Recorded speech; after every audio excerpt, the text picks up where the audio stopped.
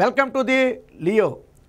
జగన్మోహన్ రెడ్డికి హైకోర్టులో అయితే ఒక రకంగా ఎదురు దెబ్బ తగిలిందని చెప్పొచ్చు.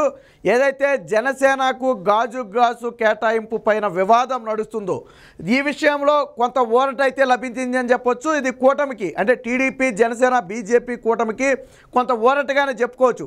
వాస్తవానికి గాజు గ్లాసు అనేది ఫ్రీ సింబల్ కావటం వల్ల ఇతర అభ్యర్థులకు కూడా కేటాయించడంపై జనసేన, టీడీపీ కోర్టుకైతే ఎక్కడం జరిగింది. అంటే రాష్ట్ర వ్యాప్తంగా స్వతంత్ర అభ్యర్థులుగా పోటీ చేస్తున్నటువంటి ఎమ్మెల్యేలు కానివ్వండి, ఎంపీలు కానివ్వండి, వారికి గాజు గ్లాసును ఆయా ప్రాంతాల్లో కేటాయించడం జరిగింది. ఎందుకంటే ఇది ఒక స్వతంత్ర సింబల్గా ఉన్న నేపథ్యంలో అయితే దీన్ని సవాల్ చేస్తూ టీడీపీ అలాగే జనసేన కోర్టుకు వెళ్ళాయి. ఎందుకంటే రాష్ట్ర వ్యాప్తంగా గాజు గ్లాస్ అంటే జనసేన గుర్తు కింద లెక్క అందరికీ. అలాంటిది ఇతర ప్రాంతాల్లో స్వతంత్ర అభ్యర్థులకు కేటాయిస్తే ఈ ఓట్లన్నీ కూడా స్వతంత్ర అభ్యర్థులకు వెళ్ళిపోయే ప్రమాదం ఉంది. ఎందుకంటే ఎవరు ఏంటి అనేది నిర్ణయించుకోలేని నేపథ్యంలో ప్రమాదం జరిగే అవకాశం ఉంది.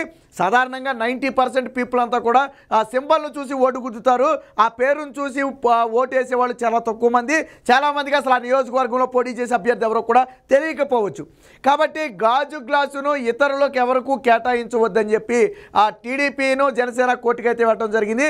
అయితే దీంట్లో పూర్తి స్థాయి ఊరట అయితే రాలేదు, కానీ కొంత ఊరట లభించింది. ఏంటి అంటే ఏదైతే ఆ జనసేన 2 పార్లమెంటు స్థానాల్లో పోటీ చేస్తుందో ఆ పార్లమెంటు స్థానాల్లో ఉన్నటువంటి అసెంబ్లీ స్థానంలో ఎక్కడా కూడా గాజు గ్లాసును కేటాయించబోము, స్వతంత్ర అభ్యర్థులకని ఒక హామీ అయితే ఇచ్చింది. ఇది కొంత ఊరట.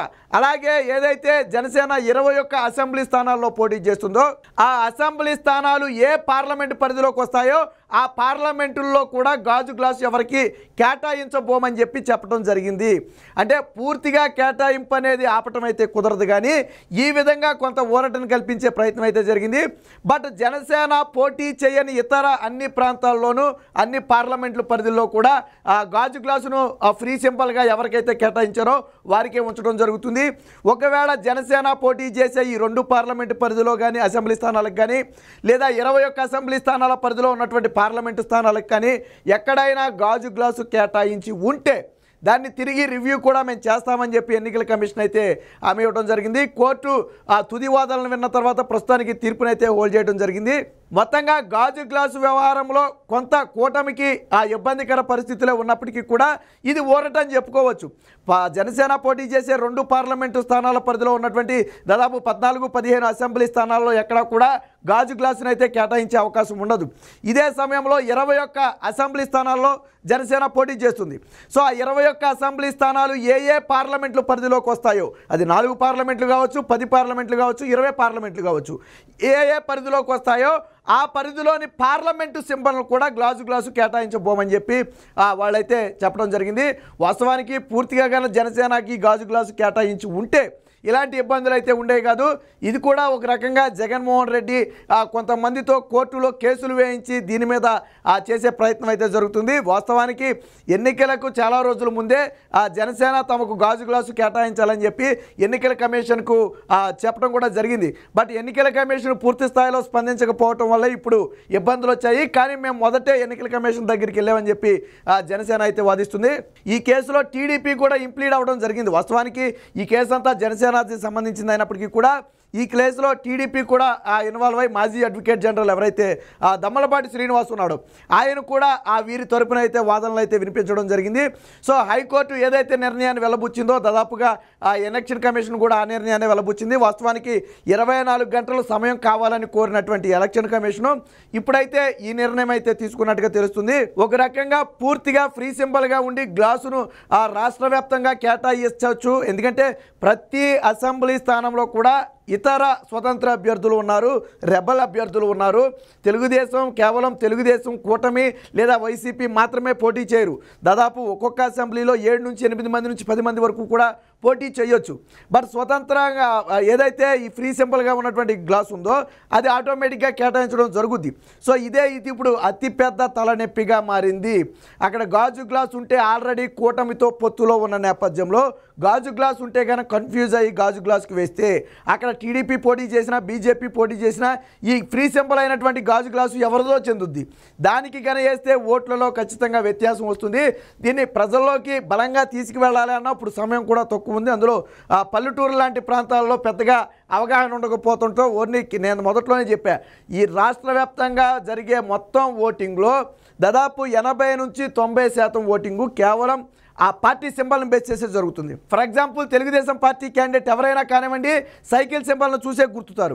అలాగే వైసీపీ తరఫున పోటీ చేసేది ఎవరైనా కానివ్వండి ఫ్యాన్ సింబల్ను చూసి మాత్రమే గుర్తుతారు. అలాగే ఇప్పుడు జనసేన అంటే గాజు గ్లాసు అందరికీ వచ్చింది. బట్ ఈలాగా సైకిల్ ఆ ఫ్యాన్ లాగా గాజు గ్లాస్ అనేది పూర్తిగా జనసేన కేటాయించబడకపోవడంతోనే వచ్చిన తిప్పలు ఇదంతా. ఏది ఏమైనా గాజు గ్లాసు విషయంలో పూర్తి స్థాయిలో ఊరట లభించకపోయినప్పటికీ జనసేనకి అయితే కొంత ఊరట లభించిందని చెప్పొచ్చు. అయితే అవ్వలేదు, మరి దీన్ని హైకోర్టులోనే దీని వాదనలు జరిగాయి. మరి అవసరమైతే దీని మీద చివరి సెకండ్లో సుప్రీంకోర్టు కూడా వెళ్ళవచ్చు. వాస్తవానికి ఏంటంటే గుర్తుల కేటాయింపు ఆల్రెడీ నామినేషన్ ప్రక్రియ పూర్తిగా ముగిసిన నేపథ్యంలో గుర్తుల కేటాయింపు అనేది ఆల్రెడీ ప్రారంభమైపోయింది. ఎందుకంటే అభ్యర్థులు కూడా స్వతంత్ర అభ్యర్థులు కూడా ప్రచారం చేసుకోవాలి. ప్రచారంలో తమ గుర్తుని వాళ్ళు ప్రచారం చేసుకోవాల్సి ఉంటుంది. ఈ నేపథ్యంలో గుర్తుల కేటాయింపు కూడా అయితే జరిగిపోతుంది. మరి ఇప్పుడు హైకోర్టులో పూర్తి స్థాయి ఊరట లభించలేదు కాబట్టి సుప్రీంకోర్టు తలుపు తట్టే అవకాశం ఉంది. ఇది వాస్తవానికి జగన్మోహన్ రెడ్డికి ఒక రకంగా ఏంటంటే గుడ్ న్యూస్, మరొక రకంగా బ్యాడ్ న్యూస్. పూర్తి స్థాయిలో జనసేనకి గాజు గ్లాసు ఇవ్వకపోవడం Jaganmohan Reddy good news. But Janasena పోటీ చేసే 2 అసెంబ్లీ పరిధిలో కానివ్వండి, ఆ 2 పార్లమెంట్లో ఉన్నటువంటి అసెంబ్లీలో కానివ్వండి, అలాగే జనసేన పోటీ చేసే 21 అసెంబ్లీ పార్లమెంట్లు కానివ్వండి గాజు గ్లాసు ఇవ్వకపోవటం కొంత ఊరటని కలిగించే అంశమే.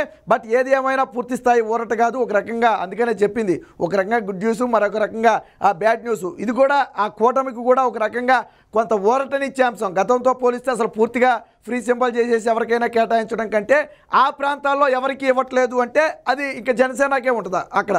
సో కాబట్టి అది ఎవరికి ఇబ్బంది లేని అంశం. సో ఈ అంశం మీద అయితే తీవ్ర చర్చలు నడుస్తున్నాయి. మరి దీని అవసరమైతే అత్యవసర పరిస్థితుల్లో సుప్రీంకోర్టు తలుపులు తడతారా, లేదా హైకోర్టు తుది తీర్పు వచ్చే వరకు ఎదురు చూస్తారా, లేదా ఎన్నికల కమిషన్కి మరొకసారి ఏదైనా నివేదిక సమర్పించి మరి రివ్యూ చేసే పరిస్థితి వస్తుందా అనేది ప్రస్తుతానికి తెలియదు. కానీ అయితే ఎన్నికల కమిషన్ కూడా ఒక హామీ ఇచ్చింది, ఇప్పటికే ఎవరికైనా ఈ ప్రాంతాల్లో మేము చెప్పిన ప్రాంతాల్లో కన్నా గాజు గ్లాసు కేటాయించుంటే దాన్ని అయితే రివ్యూ చేస్తామని చెప్పి ఒక హామీని అయితే ఇవ్వడం జరిగింది. మొత్తంగా గాజు గ్లాసు వ్యవహారంలో జగన్మోహన్ రెడ్డి ఆశించిన ఫలితం అయితే రాలేదు. పూర్తిగా జనసేనకు గాజు గ్లాసు దక్కకుండా చేయాలన్న జగన్మోహన్ రెడ్డి ఆశలన్నీ కూడా అడిలాస అయ్యాయి. తానే కొన్ని సెక్యులర్ పార్టీలతో కోర్టులో పిటిషన్లు వేయించి ఈ కేసు మొత్తాన్ని కూడా ముందుకు నడిపించే ప్రయత్నం చేశాడు. బట్ అనుకున్న ఫలితం అయితే రాలేదు. కానీ కొంత జనసేనకి పూర్తి స్థాయిలో గాజు గ్లాసుని అయితే కేటాయించకుండా అడ్డుకోగలగడంలో సక్సెస్ అని చెప్పొచ్చు. మరి చూద్దాం, ఎన్నికల కమిషన్ తుది నిర్ణయం వరకు ఎదురు చూస్తారా, లేదా దీని మీద కూటమి ఎటువంటి నిర్ణయం తీసుకుంటుంది అనేది వేచి చూద్దాం.